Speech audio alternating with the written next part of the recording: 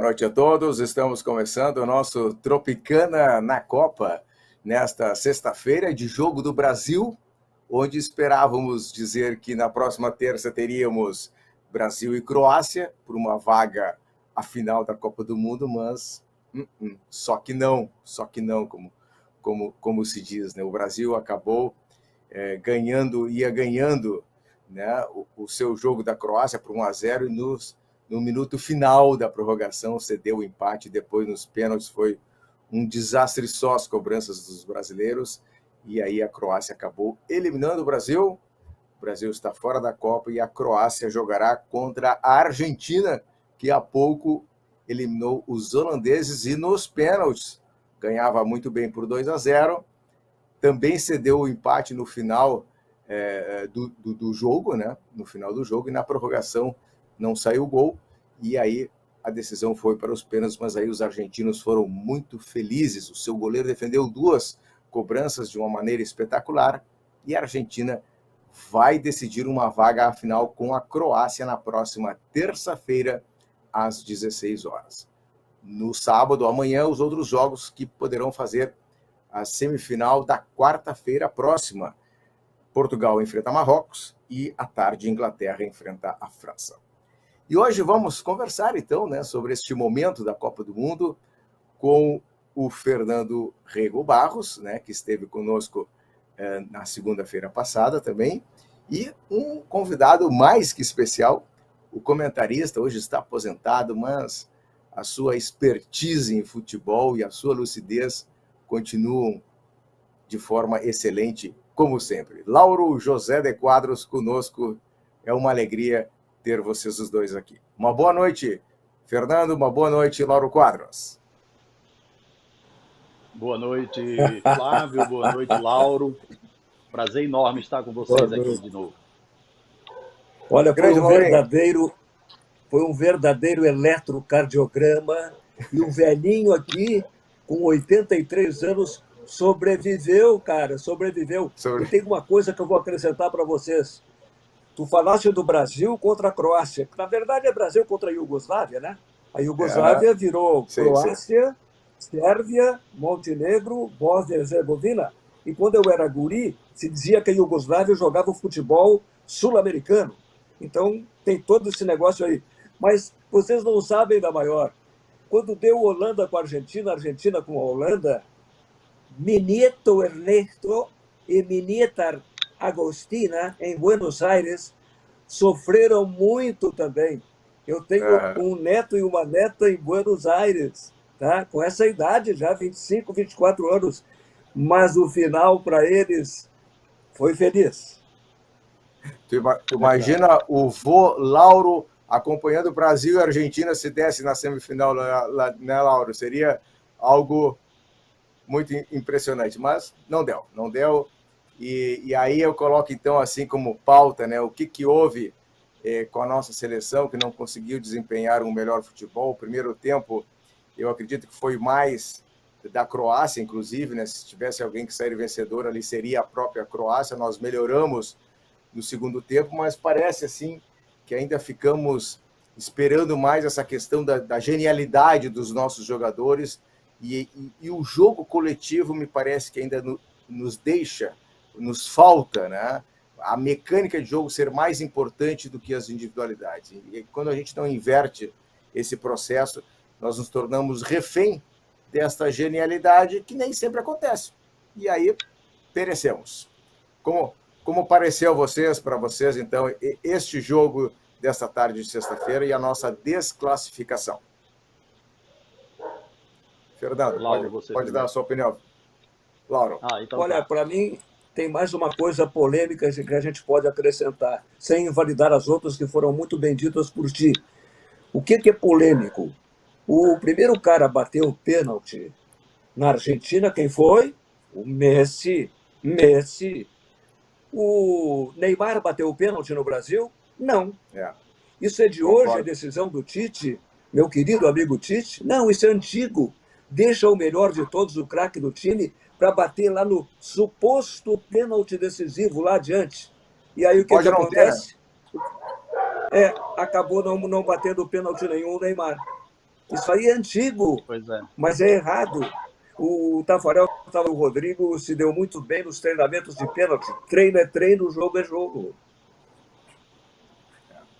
Concordo, Lauro. Concordo com o Lauro também, e acho que o Brasil meio que, cara, não soube segurar a bola, ganhando de 1-0, levou um gol faltando 3 minutos para acabar a prorrogação, né? Então, assim, eu achei de uma incompetência terrível, sabe?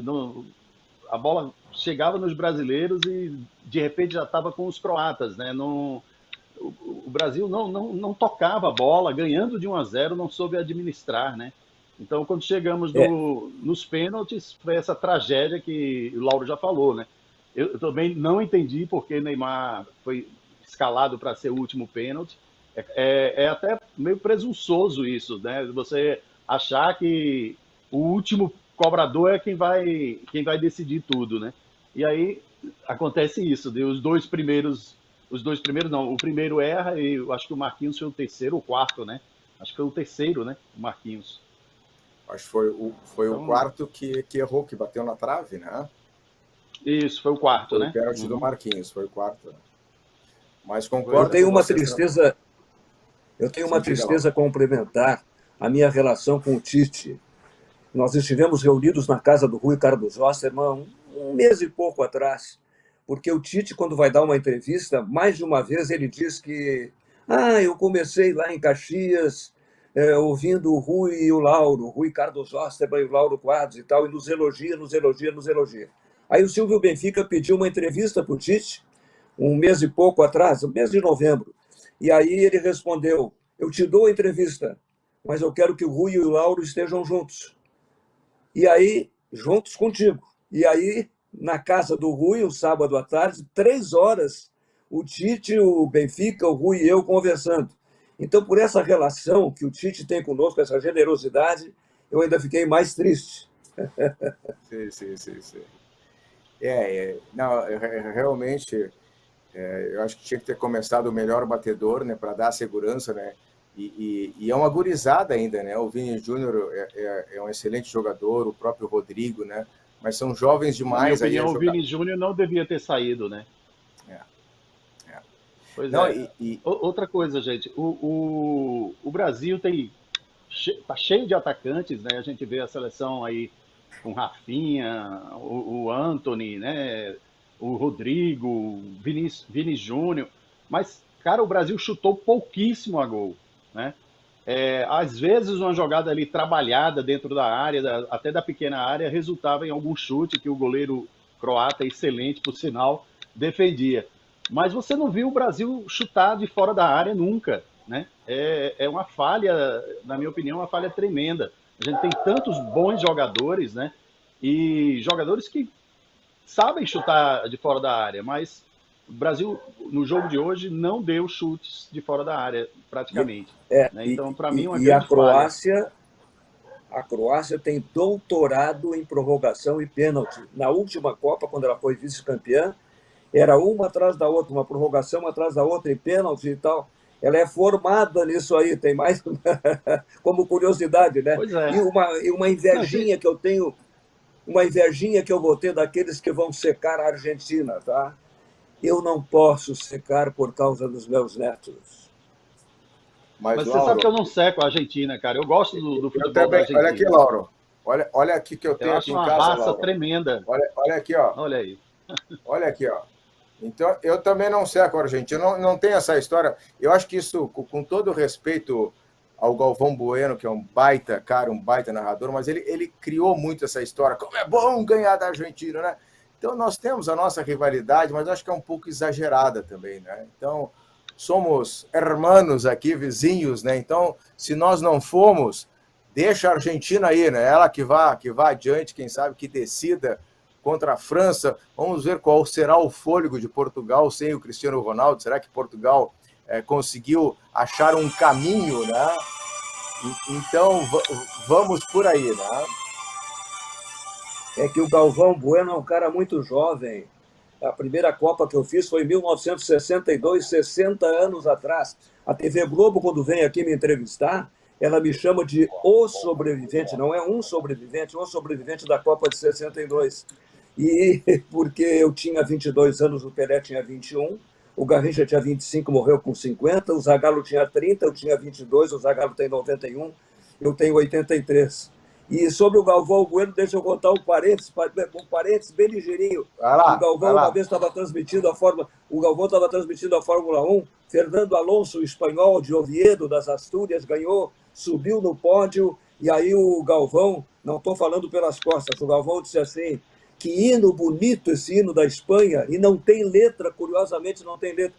Eu nunca faço isso, liguei para a Globo, disse: tem letra assim, tu tem certeza? La Virgen María es nuestra protectora, es la defensora, ya no hay que temer, guerra al mundo, demonio y carne, guerra, guerra contra Lucifer. Eles não admitem a letra, os espanhóis, porque é do tempo da ditadura do Franco. Ah, tá certo, tá certo. Olha aí. História. Histórias. O Lauro, até já para comentar, né? O Fernando, Lauro, lançou há poucos dias um livro sobre a Copa do Mundo de 58.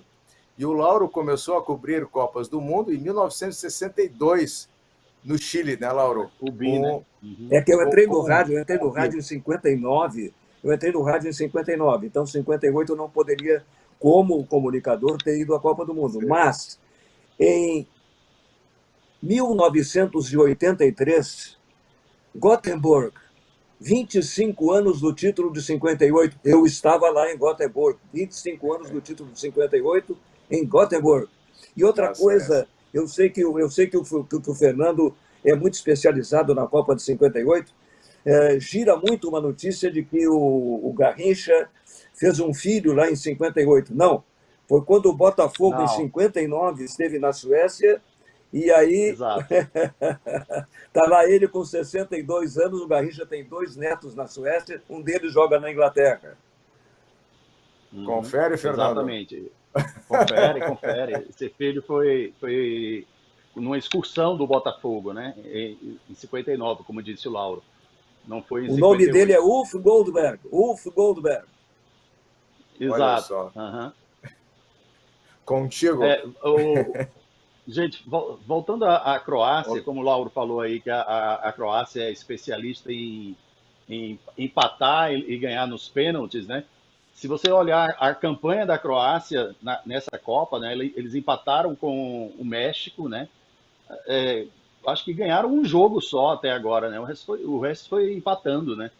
Eu não estou com a tabela assim de cabeça, mas eu acho que eles não ganharam, só ganharam um jogo. E estão aí, né? Nas semifinais. Não, é uma tática. É uma tática que não faz questão de ganhar o jogo. O negócio é ganhar nos pênaltis. Mas, por incrível que pareça, eles desenvolvem um bom futebol, um futebol bem articulado, né? Que enrolou o Brasil ali, principalmente no primeiro tempo, né? Bola de pé em pé, saindo rápido de trás para frente, né? Só não tiveram situações de gol, realmente não chegaram a criar. Mas como volume de jogo, né? Como estratégia de partida, também foram muito bem. Então, eu sabia que eles não iam, não seria um jogo fácil, como foi com a Coreia, por exemplo, né? Aqueles 4-1. A Croácia, tradicionalmente, é um time difícil de ganhar, né? Então, acho que talvez tenha faltado até um pouco de humildade. O Brasil meio que estava achando que pela Croácia ele já ia passar, né? Já estava pensando se ia jogar com a Argentina ou a Holanda, não sei, alguma coisa. Eu não sei se o grupo da seleção, o Tite, se comportou assim, espero que não. Mas entre os brasileiros, que somos milhões de técnicos, né? Entre os brasileiros, muita gente já estava falando isso, se preferia jogar com a Argentina ou com a Holanda, né? E quase que desconsiderando ou tomando como certa a passagem do Brasil em cima da Croácia, né? E por que isso? Por quê?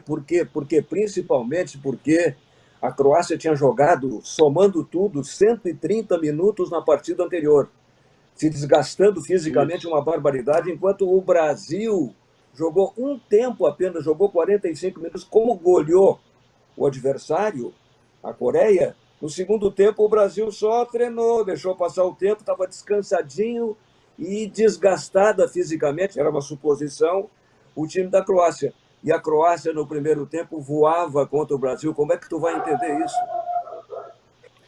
Será que esta certa soberba dos jogadores brasileiros pode ter atrapalhado essas dancinhas, né? Tira um pouco o foco? O que vocês acham? E já emendo uma outra pergunta também. Como será o nosso futuro na seleção brasileira? Me parece que agora o Tite, né, Lauro, tu que conhece tão bem ele está dando adeus à seleção, né? Foram duas temporadas, 8 anos, né? Eu estava conversando com o Roberto Mori, um ponto de interrogação na minha cabeça, e quem será o novo técnico do Brasil, o substituto do Tite? Realmente é difícil, tem muita gente falando no Abel, no português. Não sei se vai dar o Abel, né? Excelente trabalho esse ano do Inter, né? Também se comenta a possibilidade do Mano, né? E aí o Mano é um querido, bah. Deixa eu contar sobre o Mano, deixa eu contar uma coisa para vocês. Eu falei do Tite há pouco, deixa eu falar do Mano.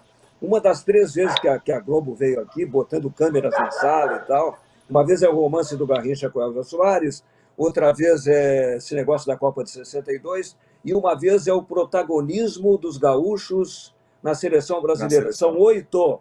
Bom, Tite de Caxias, Luiz Felipe de Passo Fundo, Dunga de Ijuí, Mano Menezes de Passo do Sobrado, Venâncio Aires, João Saldanha, meu irmão, eu tenho dezenas de histórias com o João Saldanha do Alegrete, pouca gente sabe, Cláudio Coutinho, Dom Pedrito, Oswaldo Brandão de Taquara e Silvio Pirillo, único de Porto Alegre. Se eu pegar o Pan-Americano de 56, quando o Rio Grande do Sul representou o Brasil, camiseta da seleção, Teté Francisco Duarte Júnior, o treinador base do Internacional, 56 no México. E 10 anos depois, Copa O'Higgins do Chile, 66, base no Grêmio, Froner, o treinador, e o Brasil campeão, representando a seleção brasileira. São 8 ou são 10? Também. Que história, que história. Fica essas incógnitas aí para a gente saber como será o futuro, né, treinador, como será esse trabalho também, porque agora, como foi naquela seleção de pós-Dunga, né, quando o Mano assumiu, foi um trabalho também de recomeço, né, e agora também tem vários jogadores que vão virar o ciclo na seleção, né, e aí também será um período de renovação, né, ou seja, incógnitas, né, para a seleção brasileira para os próximos 4 anos, quando a Copa será na América do Norte, né, Estados Unidos, Canadá e México. Vocês acham que depois dos 100 anos na Copa? Nos 100 anos Neymar. Da Copa do Mundo, em 2030, aí também serão 3 países, né? O Uruguai, o Argentina e o Paraguai, né? Tomara, Laura. Tem uma certa indefinição, mas tomara que seja. Seria muito bacana, né? Que fosse aqui na nossa região sul aqui, né? Quando o Mano Menezes treinava a seleção, um dia passou por mim no restaurante da RBS e disse assim: Lauro, ainda estou tentando conhecer o rengo sentado e o cego dormindo. Tá certo. Mas diga, Fernando, você tinha falado aí, eu te interrompi. Não. E eu também estou interrompendo toda hora. Não, que é isso. Eu estava querendo saber com vocês se vocês acham que Neymar joga outra Copa ainda. Idade ele tem. A idade ele tem. Vamos ver se ele vai querer e como é que ele vai estar fisicamente, né? Porque ele já demonstra que não é mais aquele assim tão lépido e faceiro, né? Ele errou muito passe hoje também, né? Passes simples até em vários momentos ele errou, deu no pé do adversário. Mas aquele gol é um gol de um cara que sabe tudo de bola, né? Porque ele muito construiu, iniciou a jogada, driblou na frente do goleiro. Qualquer jogador chutaria de primeira, né, para tentar fazer o gol. Ele driblou e fez o gol. Então foi um gol assim muito bonito. Quando veio a pergunta, será que o Neymar joga a próxima Copa do Mundo? Eu ia brincar, mas ele jogou essa, mas aí veio na minha cabeça exatamente esse gol. Na prorrogação, a maravilha, ele limpa e toca em diagonal. Pô, um baita do golaço. Né? Uhum. E a Holanda também inventou... Lamentável que o Brasil tenha feito um gol desse, né? E depois tenha permitido o empate e perdido nos pênaltis, né? Acho que faltou, sei lá, na minha opinião, faltou concentração, empenho dos jogadores, sabe? Não, eu acho também assim o empenho, e eu acho que aquele desejo de quero fazer mais. Eu questiono assim quando o jogador adota e a equipe adota o tipo assim, o embromation no ataque para tentar manter o resultado, que é magro, né? Claro, se tu tem jogadores assim que conseguem fazer segurar a bola, nós temos na nossa história, se tu tem o Zinho, né? Jogadores de altíssima qualidade que conseguem prender a bola, tudo bem. Só que às vezes não conseguem prender, né? Eles tentam num canto do jogo, né? O Renato mesmo, pô, segurem a bola, só que tu tem que ter jogador para segurar a bola. Se tu não tem, então quem sabe tu busca o gol, né? Porque daqui a pouco tu consegue o gol. E o ímpeto de querer fazer o gol, bom, tu fica com mais tempo a bola no ataque, longe do teu gol, porque fica naquele toque-toque e aí deu o que deu. Só porque lá atrás eu falei, nós falamos, porque o Neymar não começou batendo pênaltis, eu vou lembrar a Copa de 1986, Guadalajara, o pênaltis, e dois caras históricos, Zico e Sócrates, perderam os pênaltis. Não quer dizer que o cara craque não possa perder pênalti. E o Zico, Lauro, perdeu durante o jogo também, né? Ele é recente entrado. É verdade. Teve um pênalti no jogo, né? E ele não estava bem aquecido, bateu e errou. Né? Então, é verdade. Também acontece, né? Também acontece. Então a gente está num... Vocês são muito jovens. Eu sofro na Copa do Mundo desde 1950, desde o Maracanaço, 1950, meu Deus. Lauro, você que viveu os dois momentos, Lauro, você acha que durante muito tempo o Maracanaço foi a maior tragédia, né, do futebol brasileiro? Você acha que os 7-1 não superam o 2-1 de 50? Eu acho o 7-1 pior, e o Luiz Felipe é meu amigo também, mas isso aí realmente... Porque o que aconteceu em 50? Já estava tudo preparado para a festa. Foi realmente um otimismo exagerado que derrubou o Brasil naquele gol do Gigi, e os caras responsabilizando o goleiro Barbosa. Não, Barbosa, Augusto e Juvenal, Bauer, Danilo e Bigode, Maneca, Zizinho, Ademiro, Jair e Chico. O Tesourinha, que foi campeão sul-americano na seleção brasileira, não pôde jogar porque estava lesionado. Muita gente diz que se o Tesourinha jogasse, não o Maneca ou o Frias. Mas aí, quantas vezes eu entrevistei o Máspoli, depois o goleiro uruguaio campeão no Maracanã, Máspoli, Matias Gonçalves Terreira, Gambetto, Bidu, Varela, Rodrigues Andrade, Dígia, Schiaffino, Migues, Julio Pérez e Vidal. Que velho exibido. Mas olha, quem olha de longe, eu tenho 58 anos, eu comecei a acompanhar a Copa com censo assim, em 74, né, a partir dos meus 9 anos de idade. E eu vendo de longe e comparando com o 7-1, olha, 200 mil pessoas num estádio e tu receber essa ducha de água fria, olha, não sei se o sofrimento... O 7-1 foi terrível, mas acho que o Maracanaço... horrível. É horrível. Da nossa história. Ninguém ganha jogo de véspera, né? Não, isso aí, vamos combinar que quantos jogos o Flamengo já perdeu, né? Já achava que tinha ganho de véspera, né?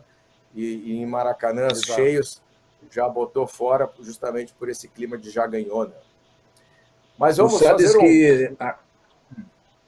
Diga. Não, eu só pediria um palpite, a gente está chegando quase no final do programa, um palpite para os jogos de amanhã, né? Portugal e Marrocos, Inglaterra e França. O que vocês acham que dá amanhã para a segunda semifinal na quarta-feira? Portugal e França. Portugal e França decidem? Lauro... Olha, eu estou com o Lauro também, Portugal e França. Eu me apaixonei por aquele jogo de Portugal, né, contra Contra quem A mesmo? Suíça. Contra a Suíça. Né? Eu me apaixonei pelo jogo, aquele centroavante espetacular. Tomara que Portugal tenha encontrado um caminho e possa passar por Marrocos e fazer um grande jogo contra a França. Tomara. Né? Foi uma excelência, e tu vê, e o treinador bateu no peito e tirou o grande CR7, né? Que tá engolindo seco, né? O banco de reservas. Será que ele joga amanhã, hein? Ou vai ficar no banco? Eu acho que não. Eu acho que vai ficar no banco de novo. Eu acho que o treinador encontrou o rumo. E quem é que vai discordar de um cara que encontra o rumo e faz 6-1 numa Suíça acostumada a fazer jogo de retranque, etc. Né? Então, eu acho que o Cristiano Ronaldo vai ser, neste momento, um coadjuvante. Né? Para o bem de Portugal. Um reserva de luxo. Porque o futebol, ele tem esse ímpeto da correria e o jogador com alguma idade a mais, ele sente, né? Não adianta. Ele não consegue estar no mesmo patamar que a gurizada anda, né? É que nem um carro de Fórmula 1 um pouco mais antigo contra um carro de Fórmula 1 atual. Né? O pique é outro, né? Mas diga, Lauro, tu ias falar? Não, é o seguinte, eu conheci o Figueiredo com 16 anos, eu já falei, em 1962, ele casado com a Marcela com 15 anos e ela com 14 e tal. Ele até participou de um treino da seleção marcando o Didi no meio-campo, né? E o Figueiredo e eu jogamos futebol de salão na Casa de Portugal, terça-feira, anos a fio, Larry, o Kelésio, o pai do Mauro Galvão, o Figueiredo e eu. E temos várias brincadeiras, né? O Minelli se urinava de rir na televisão quando o Figueiredo repetiu Joguei com Carpegiani, com Falcao, Pelolau, Quadros e tal. E eu tenho as brincadeiras com o Figueiredo. Uma delas é o seguinte: semifinal, uma das semifinais de 62, Brasil 4, Chile 2. Aí ele pergunta para mim, como é que era o time do Brasil? Não, eu vou te dizer o time do Chile: Ercuti, Eizaguirre, Sánchez de Navarro, Contreras, Eladio Rojas, Ramírez, Toro, Holanda, Fuyu e Leonel Sanches. Aí eles... É bisavô o Figueiredo, hein? Porque casou tão cedo. Bisavô. Deixa eu ver, que legal. Um dos maiores zagueiros que eu já vi jogar, sem dúvida. Mas, pessoal, o nosso tempo está chegando no final. Uma alegria tê-los de novo aqui no Tropicana na Copa. O Fernando e o Lauro, uma satisfação. Lauro, em outros momentos, vamos nos ver de novo. Muito obrigado pela tua atenção, da Maria Helena, tá bem? E nos falamos. Tudo de bom, feliz ano novo, feliz Natal também. Tem uma amiga tua que está na Europa nesse momento, viajando pela Inglaterra e pela França, a doutora Carmen. A doutora Carmen, Fernando, olha as coincidências da vida, né? A doutora Carmen é gineco e obstetra, né? E fez o parto da minha filha mais nova. Mas é por isso que eu estou falando, né? É isso aí. Isso é a Carmen Quadras. Isso aí. Eu acompanho. Eu sou fã do Lauro desde os meus 13 anos de idade, né? Vendo o Lauro na difusora, TV Difusora, hein, Lauro? No Camisa 10. Exatamente. Era Camisa 10, Câmera 10, Jogo Aberto e Porto Visão. Porto Visão. Com Carlos Alberto Benck, né, Lauro? É verdade. Que hoje é desembargador. Desembargador, o homem. Fernando, muito obrigado também. Faltou te perguntar uma coisa, e a vida sexual, como é que tá? Tá muito bem, Laurinho. Muito bem. Foi a pergunta que eu fiz para o João Avelange na televisão, na TV Com, no Estúdio 36. Aí os caras perguntam para mim, eu digo, olha, é que nem um refrigerante aquele, era normal, depois light, agora é zero, né? Valeu. Laurinho, uma boa noite. Nos falamos, tá bem? Grande abraço aí. Tá bom, Fernando, tchau, Flávio. Tchau, Fernando. Tá, joia. Obrigado. Muito obrigado também, obrigado, Fernando. Valente. Obrigado, Lauro, também. Foi um prazer estar aqui de novo com vocês. Tá certo. Vamos encerrando, então, o nosso Tropicana na Copa e voltamos na próxima semana com as últimas rodadas, então, as semifinais da Copa do Mundo e projetando também a decisão no domingo que vem, dia 18. quais serão as seleções. Vamos saber durante a semana que vem, tá bem? Grande abraço, uma boa noite, um bom final de semana a todos. Tchau, tchau.